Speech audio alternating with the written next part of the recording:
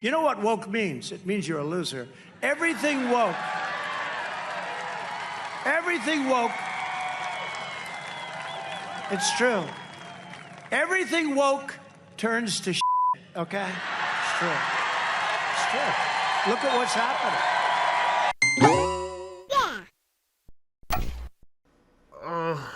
Leave me alone. I'm still hungover from that 4th of July party. Oh wait, I'm Canadian now. We don't get hangovers. A lot of people say you can't smoke dope and get drunk when you have kids, and that's not true. You can, but you still gotta get up in the morning. That's being responsible and being a man. I just have the alcohol flu. All right. I hope you all had a very safe American Day. No, I'm kidding. I hope you all partied really hard and taught your kidneys and liver a very valuable lesson. Because not everybody gets to celebrate, especially if you're a game developer who had ties with Sweet Baby Inc. Right now, you're most likely completely regretting the decision you made. And the worst part is you're regretting it when it's far too late. You see, other than God of War Ragnarok, there isn't too many games that Sweet Baby Inc. has worked on that have been received all too well or have financially succeeded. And in spite of that, even though God of War Ragnarok is like that one game, you can still get a whiff of Sweet Baby Inc.'s work in it. However, if your other products like Forspoken, Suicide Squad, and now to officially add to the list, Zao, Sweet Baby Inc. has practically been a death sentence for you. And no, I don't mean that in the sense that your game completely failed because of Sweet Baby. As much as I despise what this company does, we have to remember developers are also responsible for their own failures, and the companies behind the games being published are also responsible. But now you should know better than to publicly announce your ties to this company, because just being tied to them alone is harmful. I mean, the fact that Indiana Jones and the next Wolverine game are seeking advice from this consultation company is more than likely going to affect the games to some degree. Hell, we saw it all over Spider-Man 2's writing. That was painful. Vijay, this whole thing has you written all over it. I've always known you're a special guy, and I'm lucky you're my special guy. I love you, Lucas. Will you...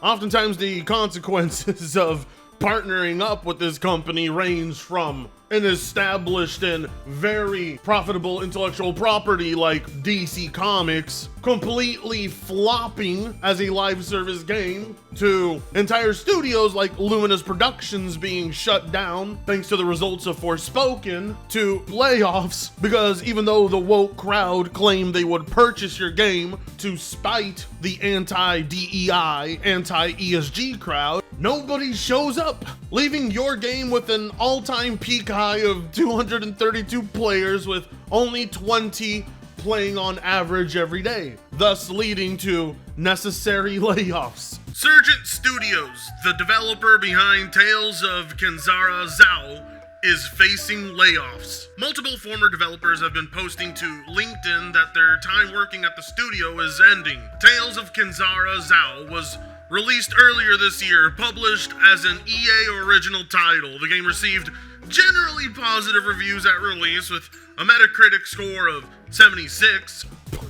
Let's be fair, those people were being quite generous. If it wasn't a DEI project, this shit would most certainly be at like a 55. Surgent Studios has confirmed that just over a dozen employees have been laid off. Thank you so much to those who have checked in. This hurts deeply.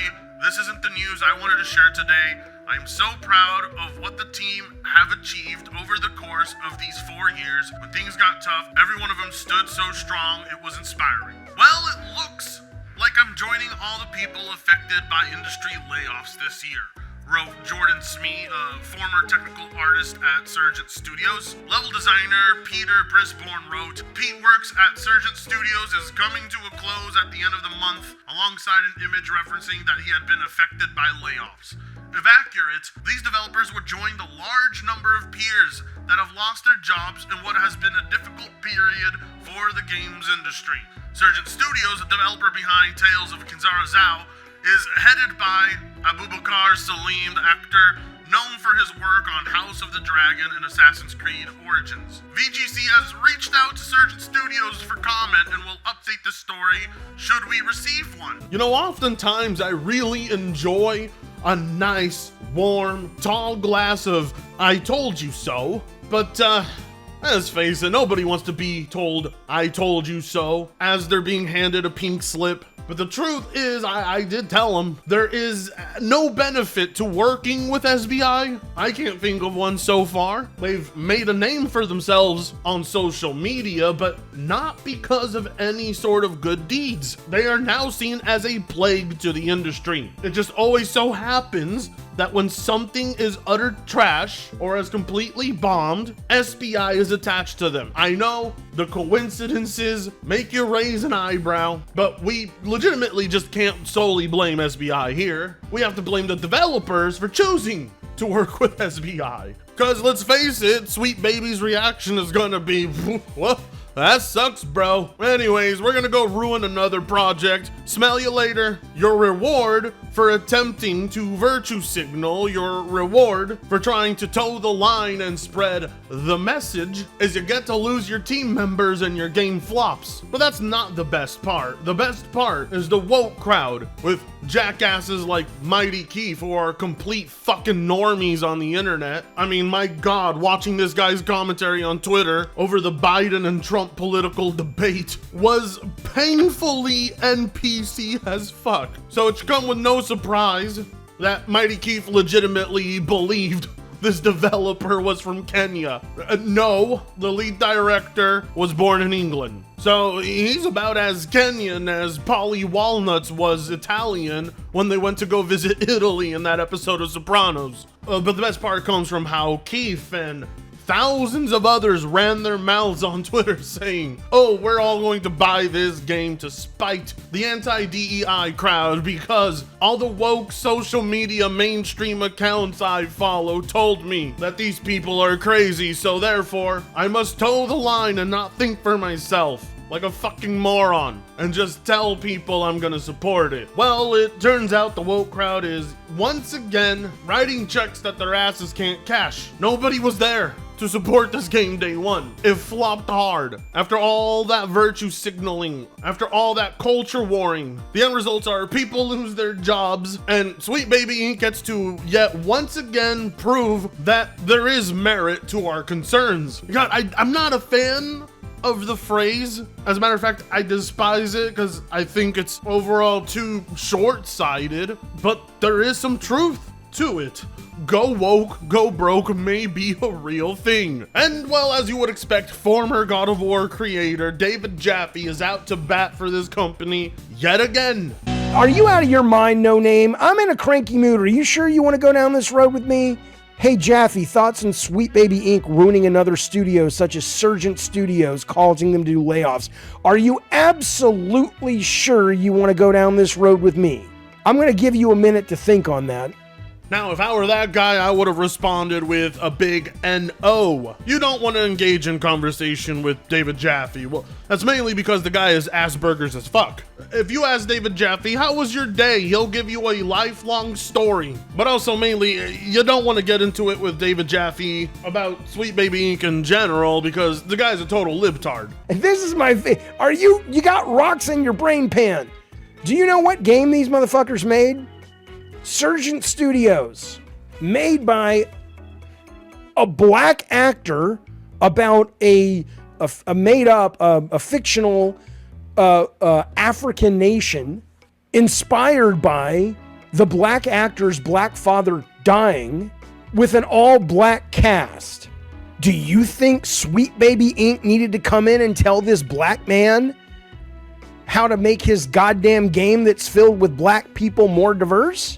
Something tells me David Jaffe doesn't know that that lead director was a former co-founder of a company called Bebe Sucker, whatever, which housed notable names like David Bedard, Kim Belair and Amy Lay, names that are attached to Sweet Baby Inc. Because, let's face it, this guy more than likely worked closely with Sweet Baby Inc. I mean, it's a crucial bit of information. Nearly every single employee that has worked for Sweet Baby Inc. has gone on to produce something of their own, and it's all been trashed. Validate. You remember that one? No? Good. You're better off not knowing it exists. But it's funny because the crowd that always rants about how they're tired of hearing about Sweet Baby and DEI and ESG and how it's all in our heads, none of it's real. Not a single one of them have put at least 5 minutes worth of research into any of it. Because if they did, the connections would be all over the place and they wouldn't like to have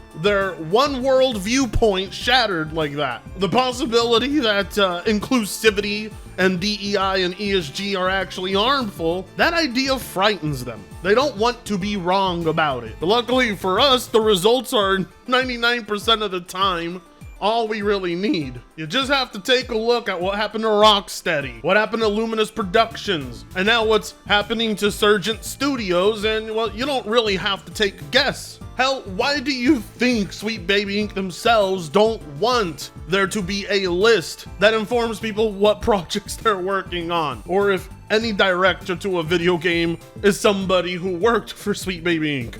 Yeah, Jesus, why did he hire him? That's the odd part. Who knows? Who cares? Here's something. If you played the game, you would know that the reason or that they're laying people off has absolutely nothing to do with Sweet Baby Inc. no matter what the fuck they did. If you play this game and you have a problem with all the black people in it, guess what? You picked the wrong game. It's like watching the old TV series Roots or the movie The Color Purple and going, why are so many black people in this? Nah, Jeffy, I think you picked the wrong argument because that's not what anybody is hung up about. That's not what anyone is arguing over. As a matter of fact, I think we can all agree it's not entirely Sweet Baby Inc.'s fault. They didn't force anybody to hire them on. In this case, it completely falls on the publisher and the developer. It was simply a poor decision to make. A company like Sweet Baby does not have a good standing with gamers. Nobody likes them. They are completely rejected, and for good reason. If you've seen what the former employees of this company have gone on to produce, you would quickly question, how do they have a job? Hell, how are they allowed in any social circles while regurgitating some of the most disgusting anti-white propaganda? It's clear as day that the people who work at Sweet Baby have political agendas, and they have absolutely no problem inserting them into these projects they're working on, as we've seen how the process works firsthand. What with people who have worked there openly admitting they don't hire white people intentionally. When people are made aware such a firm exists, they're not going to want to support it. Everything happening to Zhao has nothing to do with the characters being black, has nothing to do with the game being Kenyan inspired. It has to do with the ties to Sweet Baby. It's no different than somebody not wanting to purchase a game because Ubisoft is the one behind it. Risk It, thank you for the super chat. He says, I know Abu Bakr. I think he's the guy who wrote it. If anything hurt the game, it was the false BS the incels create around it. He simply asked an SBI member for advice once. It doesn't matter. It doesn't matter, though. I hear you, and I appreciate the super chat, and I appreciate your point. I'm not saying you're wrong on that, but the idea that a bunch of the fucking incels that would be upset that Sweet Baby Inc. works on any game have decided to target this game. Of course they're gonna go ahead and blame the gamers. That's what they always do. All right, you know what? Technically, you're not wrong. It is the fault of us not purchasing the game. But the reasons for not purchasing this game, that all falls on the publisher and the developers. I mean, to begin with, the game really didn't look that interesting. That didn't mean it was going to be bad. But once your ties to Sweet Baby Inc. were revealed, well, that wasn't exactly going to help you get more support. Which is hilarious because there was a group that formed to rally against the people who said they weren't gonna buy this because of Sweet Baby Inc. An entire group was formed to counter that group, and none of them purchased the game. It would reflect in the sales. Mighty Keith and his army didn't do shit. So whose fault is it really? The boycotters or the people claiming they would buy the game to spite the boycotters? They didn't show up. You know, for all that moral grandstanding they do on social media, you would expect to see the results of that. But instead, we always see the opposite. Wanna know why? Because that same woke crowd also doesn't like woke products. They just won't admit it. They won't admit it's trash. Just like they won't admit it's destroying the boys as we speak right now. Everything it touches goes to shit. And they defend it even though they won't financially support it. I don't understand them. Either way, as cruel as it sounds, because, you know, people's jobs are at stake here, I very much do like this trend of sweet baby projects flopping and failing hard, because it proves what we're saying is true. Nobody likes this crap. It's time the rest of the industry caught on. Do you want to be the next successful game, or do you want to be the next sweet baby project? It's up to you, industry. Make the right call. Anyways, I'm gonna go do Canadian stuff. That being said, like, comment, share, and subscribe if you so choose to. See you in the next half-assed video. Africanga sucks ass.